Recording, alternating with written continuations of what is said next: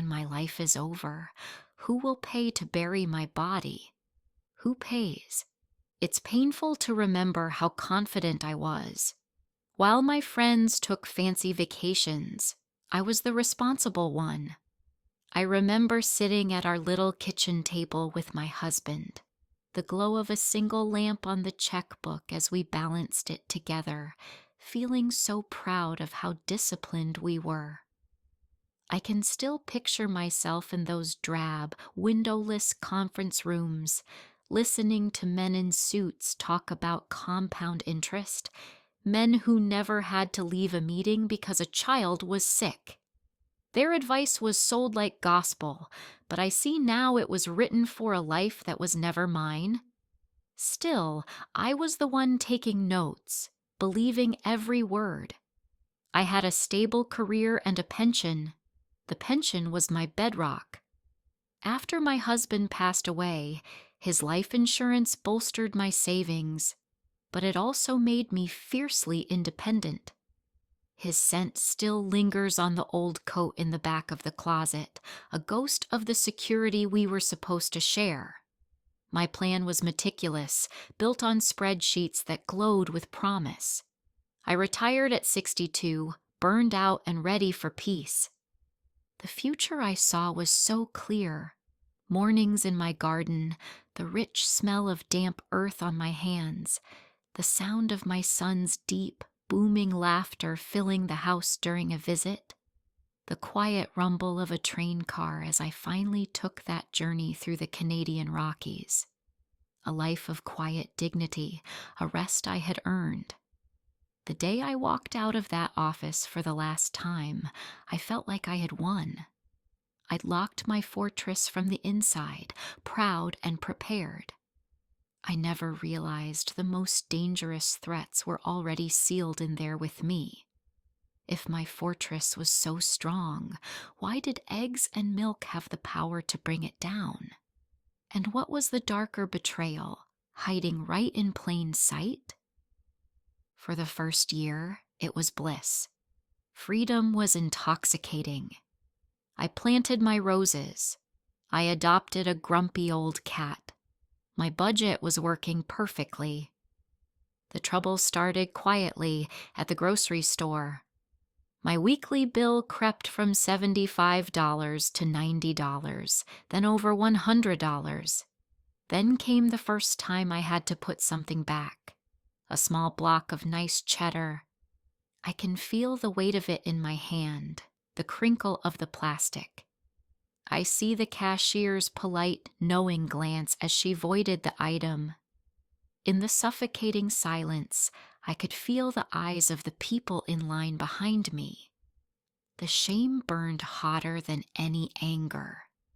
This was inflation, but not the tidy 2% from the seminars. This felt predatory. My fixed pension, my solid rock, was a shrinking raft in a rising tide. Then came the second crack. My 401k. I'd moved my money into a capital preservation model. Safe. But as the market shuddered, my quarterly statements became terrifying. The number, my number, was going down. The money wasn't growing anymore. It was dying. This is when I learned about sequence of return risk. It's a sterile name for a brutal reality. When you sell investments in a down market just to live, you lock in your losses forever.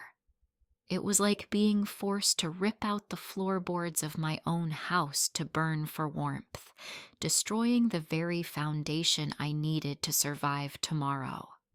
I couldn't stop shaking. The beautiful math of my retirement was a cruel joke. But numbers weren't the only thing under attack. The next enemy was written into my very identity. Nobody in those seminars ever talked about gender. They never showed how the exact same plan leads to dangerously different results just because you are a woman. The first hidden cost is the longevity penalty. Women live longer than men. It sounds like a gift, but it's a terrifying math problem.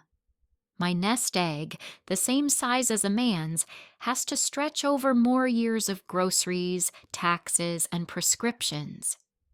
Then there's the quiet echo of the pay gap. Over a lifetime, all those cents on the dollar that I earned less than my male counterparts created a devastating ripple effect. A smaller salary meant smaller 401k contributions, a smaller employer match, a smaller pension, and a smaller Social Security check. Thousands of dollars a year I just don't have. But the most painful penalty was the caregiver's tax, the price for being a daughter, a wife, a mother. I remember missing a key project because my son's asthma flared up. I remember staying up all night with my dying husband, knowing I'd be a ghost at work the next day. You do it because it's love. But the financial system only sees a zero on a spreadsheet. One study says caregivers over 50 lose over $300,000 in lifetime income. The system was never built for a life like mine. And the cruelest tax of all was one I never saw coming. Healthcare. Women don't just live longer, we have higher lifetime healthcare costs. Last month, I stood at the pharmacy counter, stunned by the out-of-pocket price for a new medication. The pharmacist waited, the silence stretching between us. My card barely went through. I clutched the little white bag on the way home, fighting back tears until I was safely in the car. It didn't feel like a cure. It felt like a threat. Every pill bottle in my cabinet felt like a ticking time bomb. My fortress hadn't just been built on a flawed foundation. It had a secret, gendered self-destruct code. It was a betrayal that would push me to do something I thought I'd never do. The shift from quiet anxiety to active fear happened on a Tuesday. After paying my bills, the little cushion I always kept was just gone. For the first time, I felt the cold grip of real panic. I started cutting deeper. The weekly lunch with my best friend became a monthly coffee. I can still picture us in that cafe just a few years ago, laughing so hard we cried. Then I made the phone call. "I'm not feeling so well," I lied, the words tasting like ash. The shame of saying I can't afford it was a chasm I couldn't cross. I felt our friendship stretch and thin over that lie, another quiet casualty of my broken budget. Then came the harder choices. My husband had given me a collection of porcelain birds, one for each anniversary. The delicate hummingbird for our first house. I remembered his laughter as I unwrapped it. The proud cardinal for the year our son was born. I remembered the love in his eyes. The bluebird for our 10th anniversary trip. I packed them in a box, each one a memory wrapped in tissue paper, and took them to a consignment shop. I walked out with a check that felt like blood money, like I'd just sold off chapters of my soul to pay the electric bill. For a moment, I just sat in the car and wondered if it was all for nothing. All the sacrifices, all the careful planning. Was this my reward? I thought selling my porcelain birds was rock bottom. I was wrong. Rock bottom was realizing I had nothing left to sell. The thought of going back to work was humiliating. My polished resume vanished into online portals. So I tried the gig economy. It was a grotesque reversal. 40 years of corporate strategy, of managing teams and million-dollar budgets, and I was now hauling a stranger's groceries for pennies on the dollar after gas and wear on my car. The indignity was a physical ache. I felt utterly betrayed. Betrayed by a system that sold me a one-size-fits-all lie. Betrayed by a corporate world that used me up and then cast me aside. and sometimes betrayed by my own body for having the audacity to live so long. This story doesn't have a happy ending yet.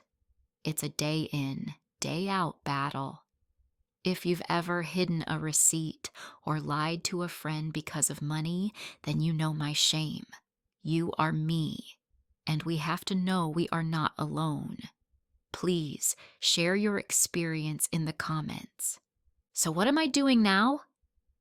I got brutally honest with my budget. I found a part-time job as a receptionist at a vet clinic.